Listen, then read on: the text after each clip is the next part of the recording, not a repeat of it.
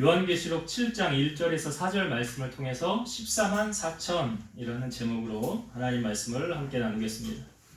자, 우리 저번 주 수요일날 나누었던 말씀을 잠깐만 복습을 하고 오늘 말씀을 나눌게요. 저번째 여섯째 인을 떼니까 어떤 현상이 나타났습니까? 우리가 영원하다라고 생각했던 것들의 그 영원함이 영원하지 않았더라. 그러니까 해가 검어지고 달이 피같이 되고 별들이 떨어지고 이 땅 가운데 우리가 이것은 영원할 거야 라고 생각했던 그런 것들이 영원하지 않구나. 어떻게 별이 떨어지고 해가 검어지고 달이 피같이 되고 우리 상상할 수 없는 일들 아닙니까? 근데 그런 일들이 나타나더라. 그러니까 다시 말씀드리면 영원한 것은 하나님 한 분밖에 없습니다. 예수 그리스도 어린 양 되시는 주님밖에 없고요. 그래서 우리가 영원히 붙잡아야 될 것은 세상의 것이 아니었더라. 세상의 것은 결국 다 없어지고 사라지는 것들이고 오직 하나님만이, 하나님의 나라만이 영원한 것이다 라는 것 첫 번째 나누었고, 두 번째, 이런 말세, 이런 환난을 당하는 사람들의 모습을 우리가 살펴보았죠. 여기에는 임금들이 있었고 왕족들이 있었고 귀족들이 있었고 부자들, 강한 자들, 종이나 자유자들까지 모든 사람이 다 여기에 포함되어져 있었는데, 이들이 이 어려운 위기의 순간에 누구에게 자기들을 도와달라고 요청했습니까? 산들과 바위에게. 산들과 바위에게. 이게 참 어리석은 사람들이죠. 그래서 우리가 결코 마지막까지 우리가 붙잡아야 할 대상은 오직 하나님 한 분밖에 없다. 오직 예수 그리스도 어린 양 되시는 그분만 우리가 붙잡아야 된다. 우리가 그 여섯째 인을 떼면서 이 말씀을 함께 나누었습니다. 오늘 우리가 읽은 말씀은 일곱째 인은 이제 다음 시간에 나누려고 그러고요. 그 사이에 이 7장의 말씀이 들어가 있어요. 그러니까 여섯째 인과 일곱째 인 사이에 7장의 말씀이 있고 8장에 보면 이제 일곱째 인이 등장을 합니다. 그러면 이 7장은 우리에게 어떠한 메시지를 주기 위해 등장하고 있는가, 우리가 이거 알아야 되겠죠? 그래서 오늘 우리가 읽은 본문의 말씀 먼저 다시 한번 1절부터 다시 한번 보면서 먼저 말씀을 좀 풀고 함께 나눌게요. 1절을 다시 볼게요. 이일 후에 내가 내 천사가 땅 내 모퉁이에 선 것을 보니 땅의 사방에 바람을 붙잡아 바람으로 하여금 땅에나 바다에나 각종 나무에 불지 못하게 하더라. 여기 4명의 천사가 땅 내 모퉁이에서 있더라 그랬죠. 그래서 땅 사방에 바람을 붙잡아서 그 바람을 불지 못하게 하더라. 이런 장면을 우리에게 보여주고 있어요. 여기서 4천사는 이제 바람을 맡은 천사, 그래서 자연계를 다스리는 천사들 말하고요. 땅 내 모퉁이는 우리가 동서남북 하면 네 모퉁이잖아요. 그 네 모퉁이, 그러니까 땅의 사방에서와 같은 의미를 품고 있죠. 다시 말씀드리면 이 땅 네 모퉁이는 땅의 끝이잖아요. 그러니까 온 세상을 말하고 있는 거예요. 근데 그 온 세상에 이제 바람이 등장하는데, 바람은 파괴나 전쟁의 재앙, 다시 말씀드리면 종말에 온 세상에 임할 커다란 재앙을 바람으로 표현한 거예요. 그런데 그 네 천사가 지금 땅 네 모퉁이에서 뭘 맡고 있습니까? 바람을 불지 못하게 하더라. 그러니까 재앙을 지금 맡고 있다는 거죠. 이 천사들이 재앙을 맡고 있는 것은 하나님께서 택하신 자들에게 인치기까지 아직 재난을 중지시킨 거예요. 하나님께서 아직 허락하지 않은 거예요. 인류의 마지막이 아직 아니기 때문에 바람을 불지 못하게 막고 있더라는 거예요. 자, 그런 지금 현상을 보여주고 있습니다. 1절, 자 2절을 볼게요. 2절. 또 봄에 다른 천사가 살아계신 하나님의 인을 가지고 해 돋는 대로부터 올라와서 땅과 바다를 해롭게 할 권세를 받은 네 천사를 향하여 큰 소리로 외쳐. 여기 네 천사 말고 지금 또 다른 천사가 등장을 하죠. 근데 뭘 가지고 있습니까? 이 다른 천사는 살아계신 하나님의 인을 가지고 있더라. 인이라는 것은 그냥 쉽게 말하면 도장이에요. 도장. 그 인이라는 것, 이것은 자신의 문서나 또 노예 혹은 소유물 등의 소유권이나 보증을 나타내는 표시. 그러니까 내가 인을 딱 치면 그 누구 거라는 거예요. 도장 찍은 사람 거잖아요. 그럼 뭐 동물들도 같은 것도 뭐 가축들에게도 이렇게 도장을 찍듯이 옛날에는 그러니까 노예들 도망가지 못하도록 이렇게 도장을 찍습니다. 표시를 내요.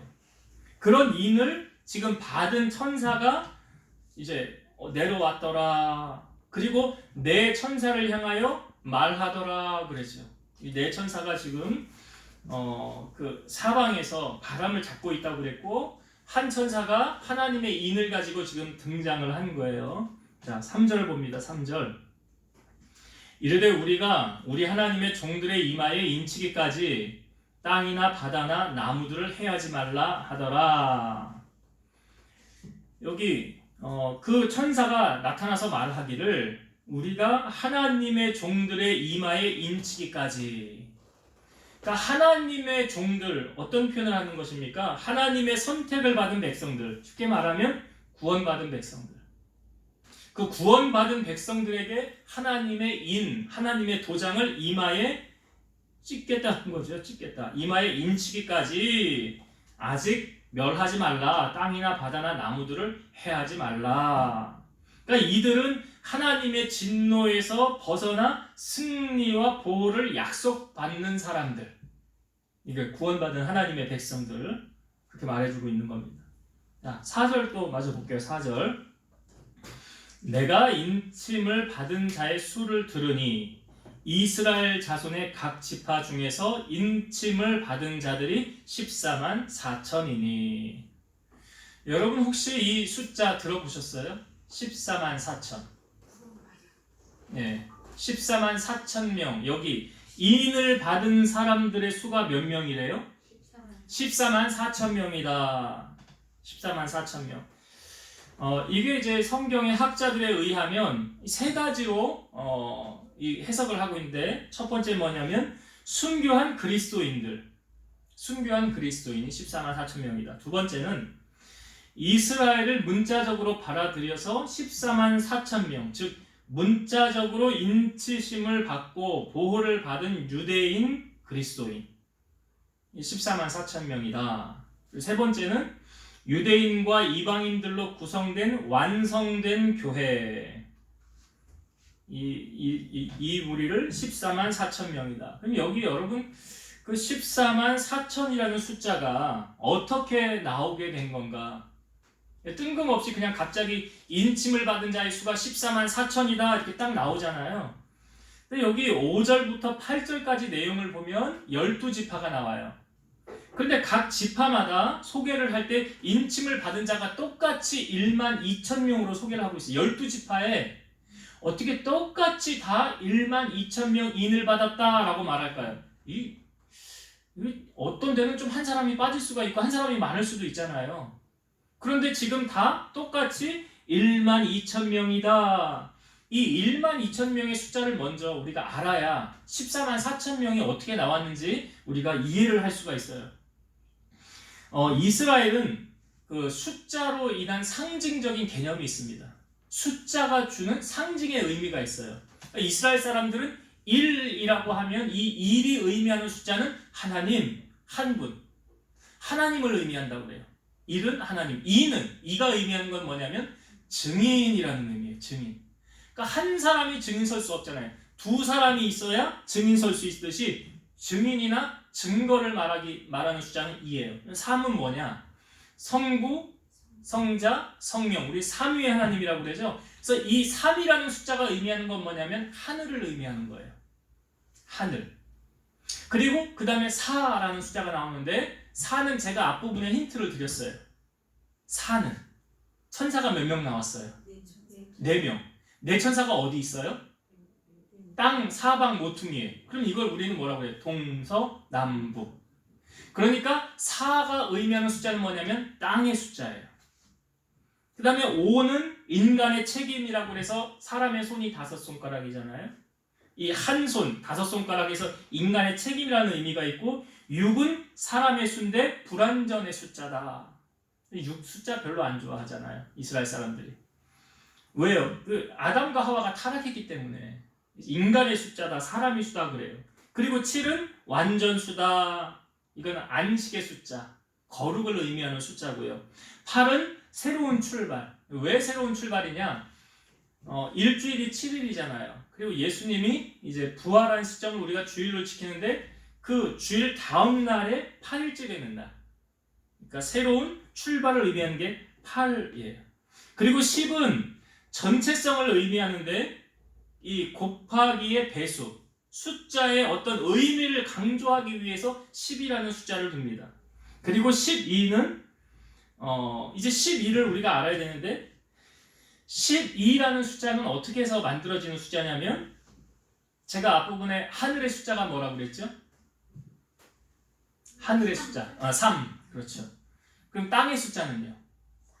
그러면 하늘의 숫자와 땅의 숫자를 곱하면 12죠.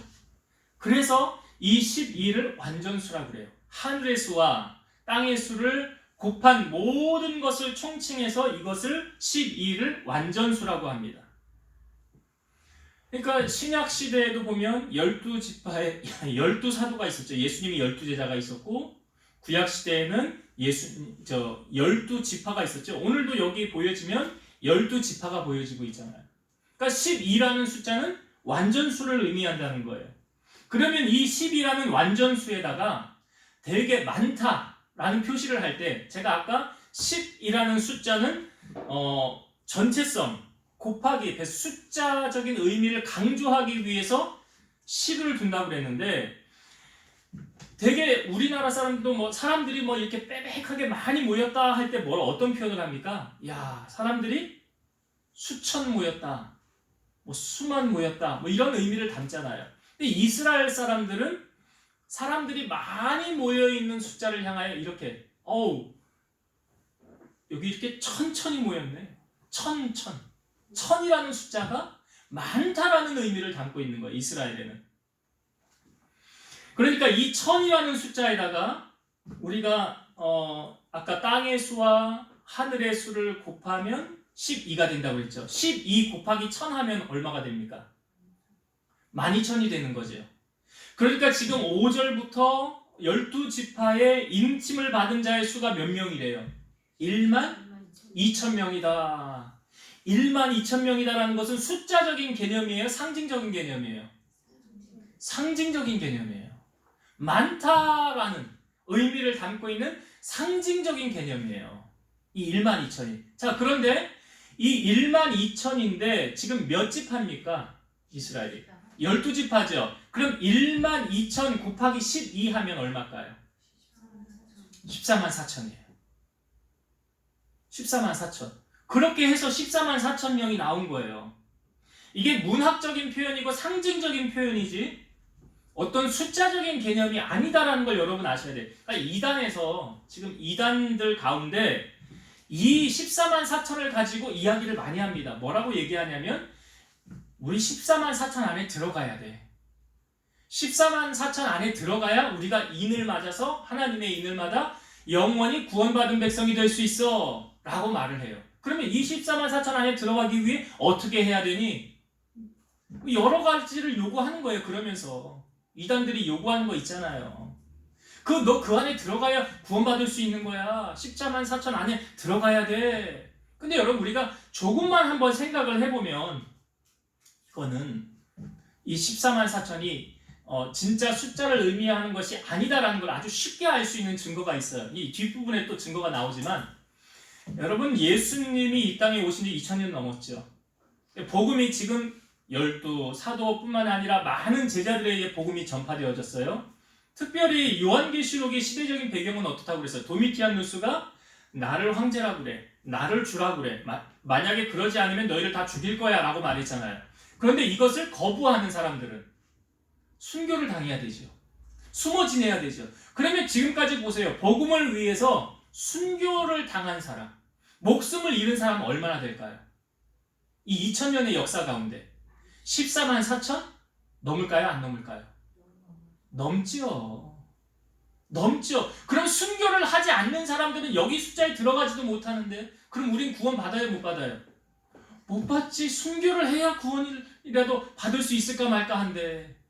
그러니까 이렇게 한 가지만 생각을 해봐도 이 14만 4천이라는 숫자는 상징적인 개념의 숫자지, 그 14만 4천이 딱 돼야, 우리가 그 안에 들어가야 구원받는다는 숫자는 아니에요. 지금까지 복음을 위해 생명을 바친 사람들의 숫자만 해도 이 숫자는 넘어요.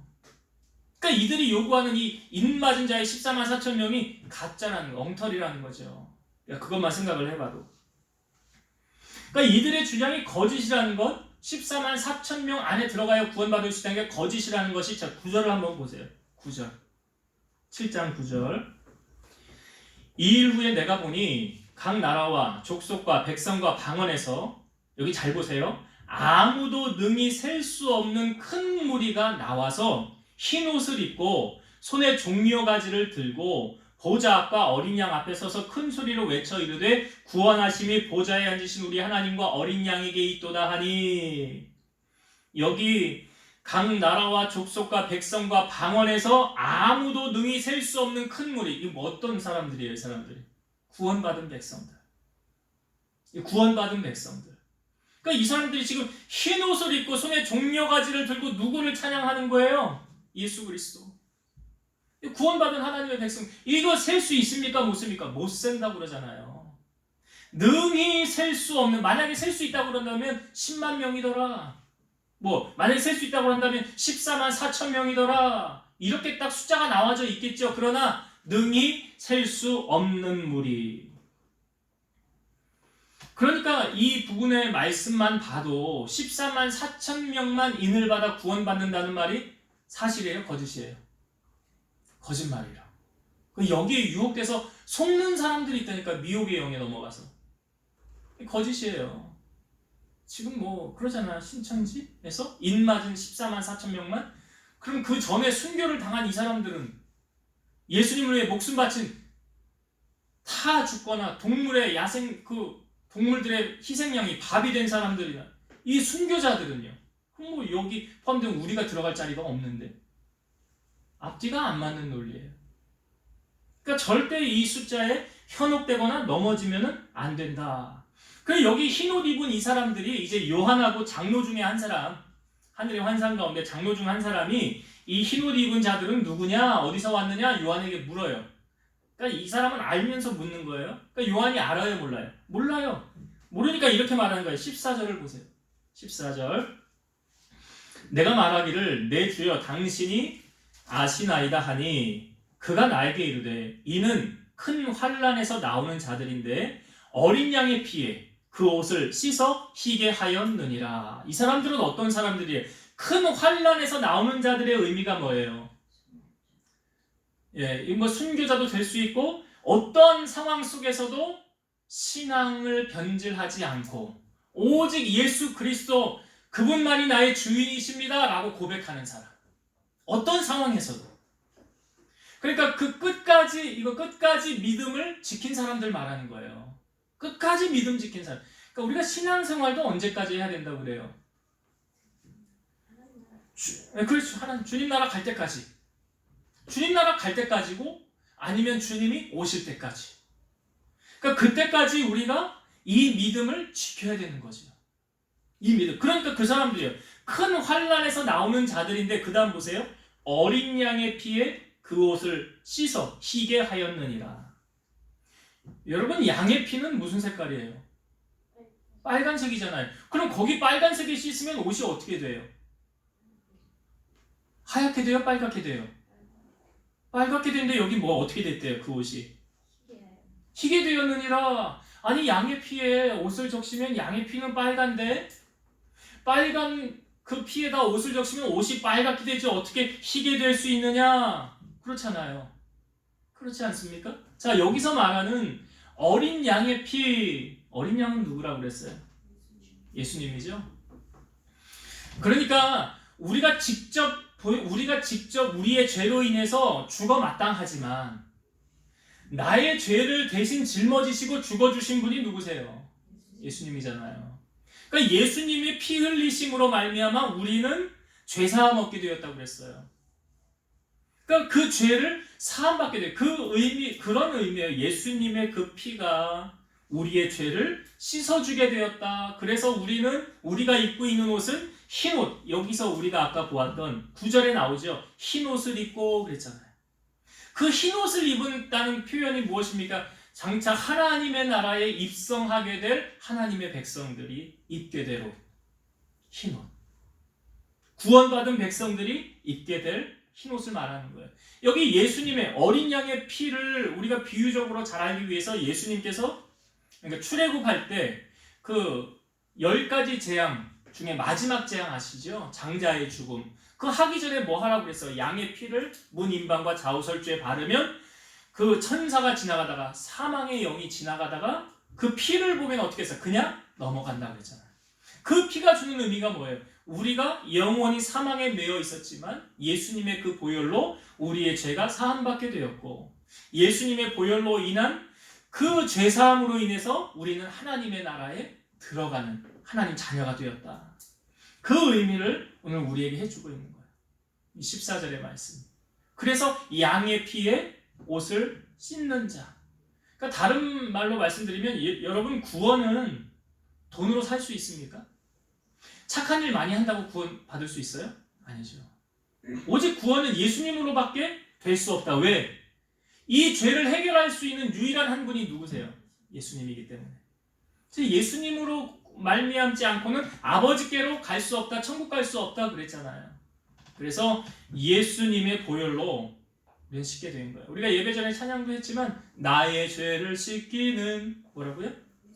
예수의 피밖에 없는. 다 맞는 말이죠. 예수의 흘린 피.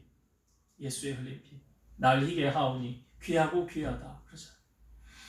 그래서 구원은 오직 예수님의 피로만 구원받을 수 있다. 라는 것을 다시 한번 우리에게 알려주고 있고 그 구원받은 자들이 이제 흰 옷을 입고 하나님의 나라에서 하나님을 찬송하며 영광 올려드리는 그 모습을 우리에게 보여주고 있죠. 그리고 이 땅 가운데 이제 예수님으로 인하여 박해를 받고 힘들게 살아왔던 이 사람들을 향한 보상이 있어요. 자, 15절부터 보겠습니다.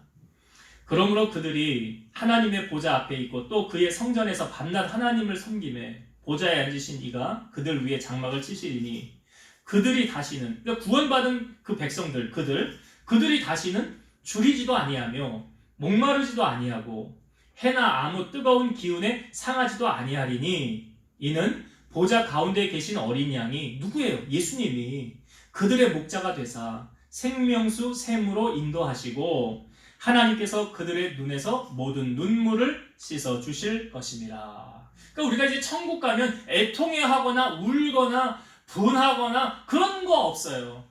천국 가면 기쁘고 즐거운 평안함만 있고 하나님을 향한 찬양이 있고 하나님이 주시는 그 온갖 좋은 것을 우리가 천국에서 누리고 살아가는 거예요.